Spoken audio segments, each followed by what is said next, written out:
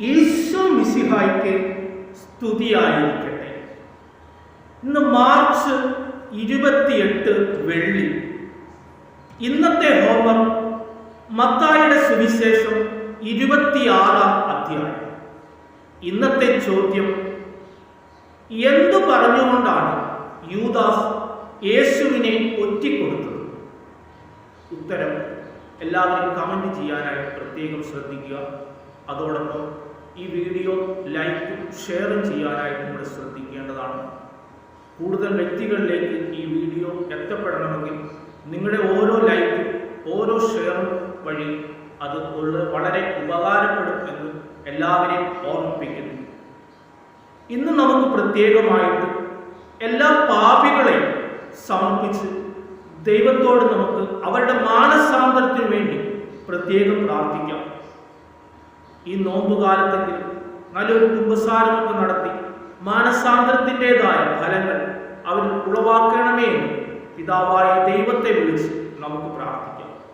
സ്വർഗസ്ഥനായ ഞങ്ങളുടെ പിതാവേ, അങ്ങയുടെ നാമം പൂജിതമാകണമേ, അങ്ങയുടെ രാജ്യം വരയണമേ, അങ്ങയുടെ തിരുമനസ്സ് സ്വർഗത്തിലെ പോലെ ഭൂമിയിലുമാകണമേ.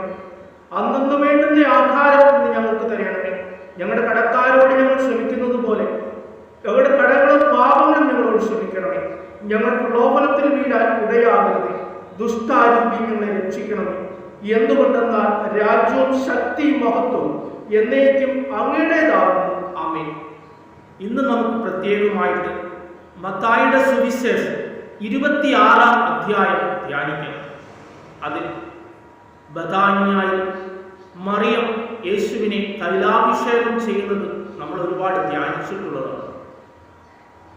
നല്ലതും വിലയേറിയതും ശുദ്ധവുമായ തൈലം അവൾ ഈശോയ്ക്ക് സമർപ്പിക്കുന്നു.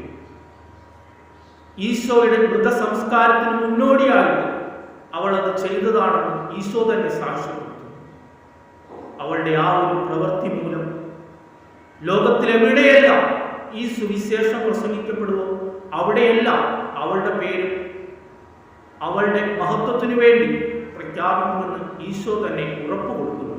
സ്നേഹമുള്ളവരെ, നമ്മളും നമ്മുടെ ജീവിതത്തിൽ നല്ല പ്രവൃത്തികൾ ചെയ്താൽ ദൈവത്തിൻ്റെ മുമ്പിൽ നമുക്ക് അതുകൊണ്ട് വിലയുണ്ടാകുമെന്ന് ഈശോ തന്നെ നമ്മെ ഉദ്ബോധിപ്പിക്കുന്നു.